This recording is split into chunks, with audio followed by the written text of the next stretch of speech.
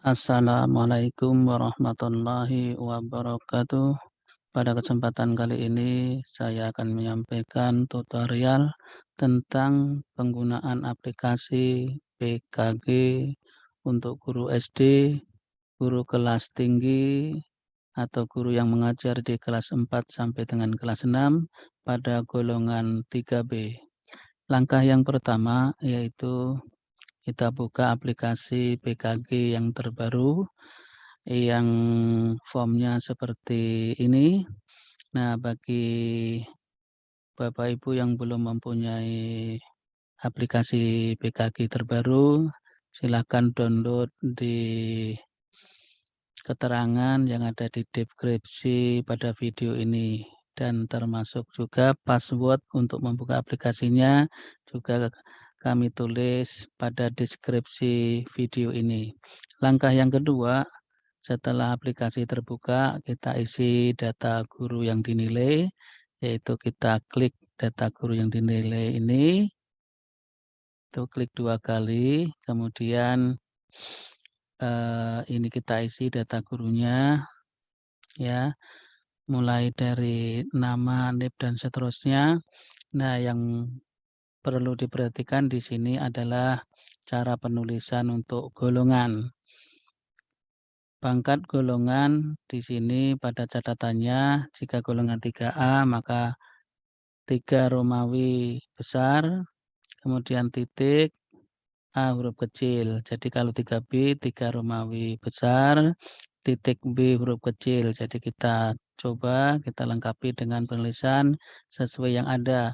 Karena kalau penulisannya tidak seperti format yang ada, maka aplikasi tidak bisa berjalan dengan baik. Kita coba kita ketik dengan pangkat dan golongan yang benar. Nah, jika begitu diklik muncul masukkan password pada sel ini, maka kita isi dengan password yang ada. Password-nya adalah latihan 2 huruf kecil dan bersambung. Setelah selesai kita klik lalu muncul dengan aplikasi yang bisa diedit. Kita pada video ini yaitu untuk guru golongan 3B. Selanjutnya kita isi dengan biodata kepala sekolah, biodata instansi tempat bekerja, kemudian biodata penilainya. Baik, kalau sudah kita perhatikan juga periode penilaiannya yaitu 1 Januari 2021 sampai dengan 31 Desember 2021. Nah, penilaiannya atau waktunya tergantung dari Bapak Ibu pada waktu melaksanakan penilaian. Setelah data sudah, maka kita kembali ke menu, lalu perlu diperhatikan alur dari yang ada. Nah, untuk guru kelas tinggi, langkah yang pertama ngisi data guru penilai, kemudian melaksanakan penilaian kinerja, menginput penilaiannya, lalu ini untuk keterangan yang di bawah, nantinya apabila kita print akan sesuai dengan yang ada. Nah, setelah penilaian menginput penilaian kinerja, lalu kita input untuk penilaian guru sejawat, kemudian penilaian siswa, dan ketiganya penilaian orang tua. Setelah 3 penilai dari luar, lalu kita masukkan indeks kehadirannya. Nah, setelah ini sudah selesai, tinggal kita print untuk yang pertama, lembar identitas guru, yang kedua, laporan dan evaluasi, nah, yang ketiga adalah angka kredit, kemudian yang keempat adalah cek angka kredit, dan ini kemudian yang kelima adalah besarnya angka kredit pada golongan tersebut. Nah, sesuai dengan keterangan yang ada di sini, yaitu cetak lembar yang dibutuhkan. 1, 2, 3, 4, 5 bila guru tidak ada tugas tambahan. Nah, pada kesempatan ini guru kita sampaikan tidak ada tugas tambahan. Baik, kita lanjutkan. Sekarang setelah data guru diisi, lalu kita masukkan penilaian kinerja untuk, eee, menginput hasil dari PK yang telah dilaksanakan. Kita klik begini, ini kompetensi 1 sampai dengan kompetensi 14.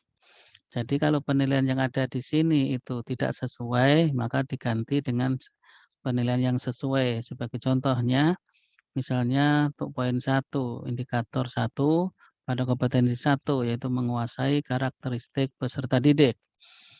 1, guru dapat mengidentifikasi karakteristik belajar setiap peserta didik dan di kelasnya. Kalau ternyata hasil PK-nya mendapatkan nilai atau skor 1, maka di sini skor 2-nya dihapus, kemudian skor 1-nya diganti dengan, mengetik huruf X kecil dan seterusnya. Nah, kemudian misalnya juga di bawahnya ini tidak sesuai, maka ini dihapus. Nah, kemudian kita ganti dengan X huruf kecil yaitu di angka 2 gitu ya, caranya dan seterusnya. Nah, jika ini sudah selesai sampai dengan 14 kompetensi. Nah, jika sudah selesai kita kembali ke menu. Nah, setelah selesai ini masukkan hasil PK-nya, lalu kita masukkan penilaian teman sejawat dari guru.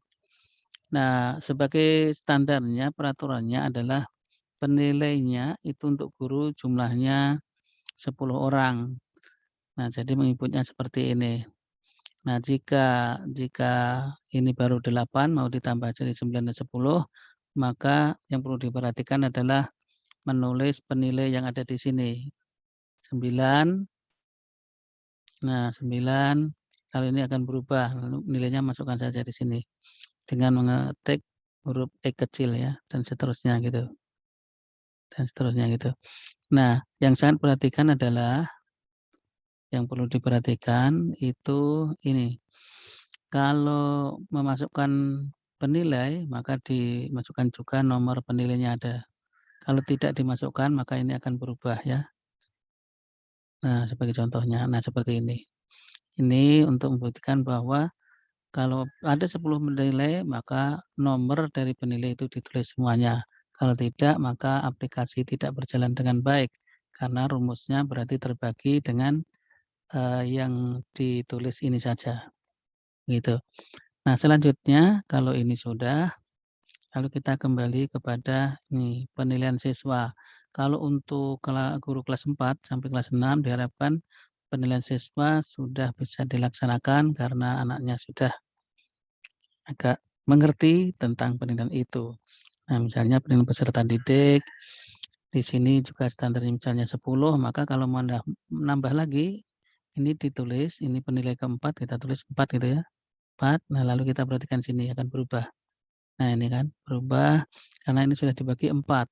Nah, mengapa turun? Karena ini nilainya belum dimasukkan. Nah, sekarang coba kita masukkan nilainya untuk penilai 4. Misalnya ini ya, kita masukkan.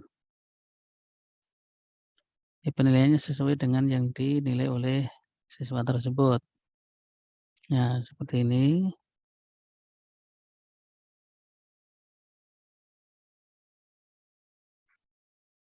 Ya, terus sampai kepada penilaian yang di bawah. Nah, ini sudah selesai.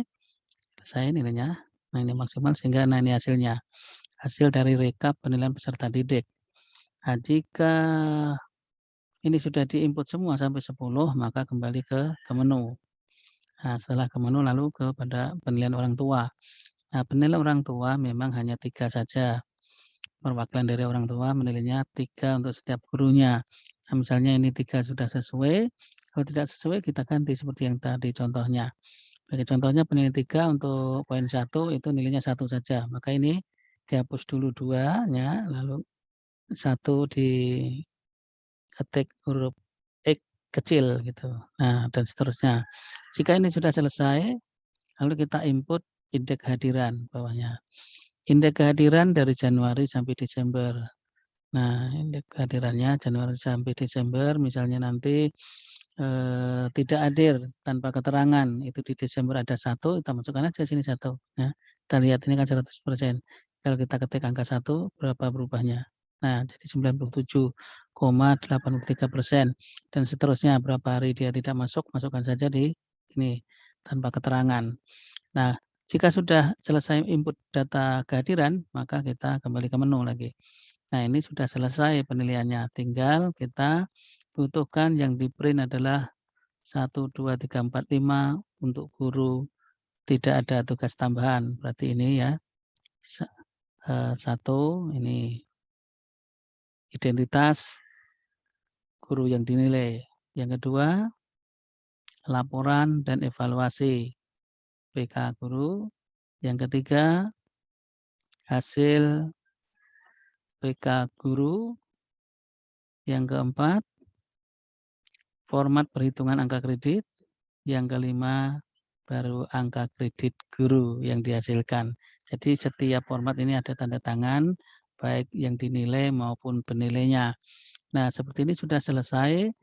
Nah, lalu setelah di-print 5 lembar tadi atau 5 macam, maka sudah selesailah tugas untuk membuat PKG untuk guru golongan 3B, guru kelas tinggi atau guru yang mengajar di kelas 4 sampai dengan 6.